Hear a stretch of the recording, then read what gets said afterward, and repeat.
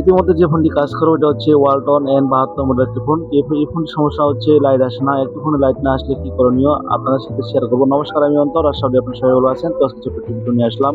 আপনারা অনেক সময় ফোন দিয়ে থাকেন যে আপনার মোবাইল ফোন সার্ভিস শিখতে যাচ্ছেন। মোবাইল ফোন সার্ভিস শেখার জন্য আপনাদের জন্য নিয়ে আসলাম আমরা সঠিক গাইডলাইন। এই সঠিক গাইডলাইনের মাধ্যমে মোবাইল ফোন সার্ভিস শেখানো হয়।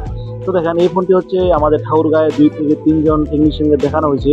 তো আসলে ওনারা পারে নাই। এই ফোনটি চ্যালেঞ্জিং কাজ হচ্ছে যে আসলে ডায়াগ্রামে সাপোর্ট ছিল না। এইজন্য কাজটি ওনারা কেউ পারে নাই, বা যারা ভালো টেকনিশিয়ানকে দেখাইছিল কিন্তু তাও কাজটি করতে পারে নাই। আমার কাছে আসে, আমি ৭ দিন সময় নিয়েছি। ৭ দিন পরে আমিও শেষ পর্যায়ে আমি দেখলাম যে হচ্ছে না। এই কাজটি করার জন্য আমাকে স্যাম এর মাদারবোর্ডে এবং স্যাম মডেলের কোম্পানি থেকে আমি পারমিশন নিয়েছিলাম, এবং পারমিশন নেওয়ার পরে ওনারা আমাকে একটু হেল্প করেছে, যে স্যাম একটি মাদারবোর্ড দিয়েছিল।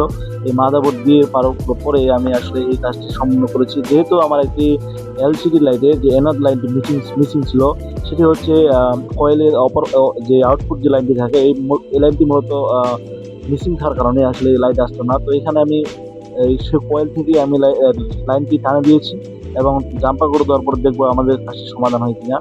ইতিমধ্যে দেখেন আমি সুন্দরভাবে জাম্পার করে দিয়েছি। জাম্পার করে দেখবো সেটা অন হয় কিনা। তো আসলে আপনারা অনেক সময় ফোন দিয়ে থাকেন যে মোবাইল ফোন সার্ভিস শিখতে যাচ্ছেন। তো দেখতে পাচ্ছেন আমার লেখাটি চলে আসছে। তো কাজটি সাকসেস। ধন্যবাদ, সবাই ভালো থাকবেন। আমি প্রতিনিয়ত এই হেডফোনগুলি কাজ করে থাকি।